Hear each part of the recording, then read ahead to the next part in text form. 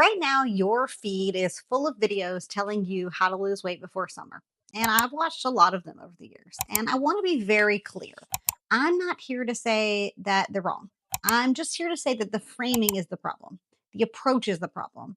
And I know that because I lived the cycle for so many years. So, in this video, I'm going to break down for you the 3 reasons urgency based weight loss doesn't stick and what I actually did instead to lose over 40 pounds naturally in a healthy way and keep it off. I want to start by saying there's absolutely nothing wrong with wanting to look good this summer. Nothing. If you want to feel confident on the beach or if you want to fit into something specific, if you want to feel strong, those are all valid. That's a real goal. And I'm not here to shame any of that. But there is something specific about how most of these videos are framing that goal that is actually working against you. And it's not the workout plan, it's not even the calorie math. It's what happens in your brain when you attach fitness to a deadline. And once you see it, you really can't unsee it. So let's start with what's actually happening. Reason 1, urgency creates all or none thinking. The first thing that happens when you have a deadline is your brain shifts into what I'd call like all or nothing mode.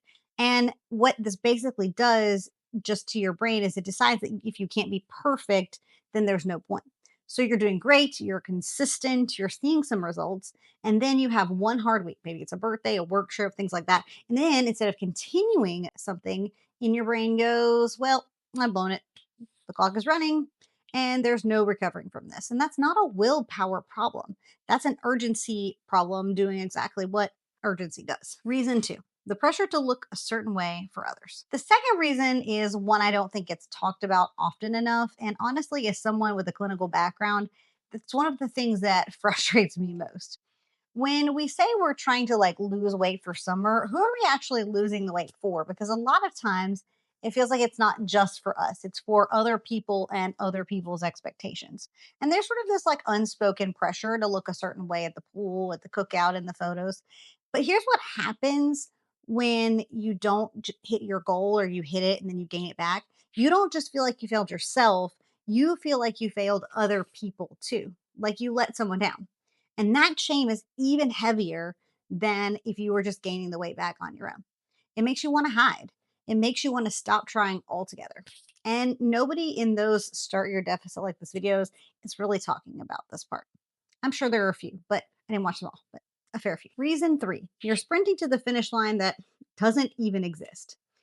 And the third reason I really want you to sit with this one is that the summer deadlines train you to sprint. And I don't mean actually sprint, I mean sprint from a doing the work faster. And there's no finish line in fitness. There's no moment where you arrive and woohoo, you're done. So when summer ends, and it always ends, the motivation ends with it because the deadline is gone. You were never building a system, date on the calendar hit, you're done. The systems are what keep the weight off in the long term, not the deadline. And I know this because I lived it. There was one summer, I would say probably like 10 years ago, where I was really excited because it had worked. I'd lost a significant amount of weight going into summer. It was like kind of near our wedding too. And I was feeling super proud. I thought I finally figured it out. And then by fall, it was all back, every single pound. And I remember sitting with that and feeling like I did everything right. I followed the plan. What happened? But what happened was is I was sprinting. I didn't have any sort of system. I just had a finish line. And the moment summer ended, the moment I got to my wedding, there was nothing holding me or the behavior in place. No deadline, no motivation. Just me right back where I started with no system and feeling defeated. And then that became the pattern. I just kept repeating until I finally understood what I'm sharing with you right now in this video. And if this is landing for you, go ahead and save this video because I'm about to share exactly with you what changed. And if you're new here, I'm Alexandria, a licensed counselor, and I've lost over 40 pounds in a realistic and sustainable way. Not before summer, not on a deadline. So here's what I actually did differently. I made a conscious decision not to start during a busy season, not summer, not January, because here's what those 2 times of year have in common. They have the most external pressure and the least internal stability. Kids are at home, schedules change, everyone around you is doing something, like things like that. It's not, everybody's doing something, some sort of challenge or something. And that's not the season to try to build a new habit.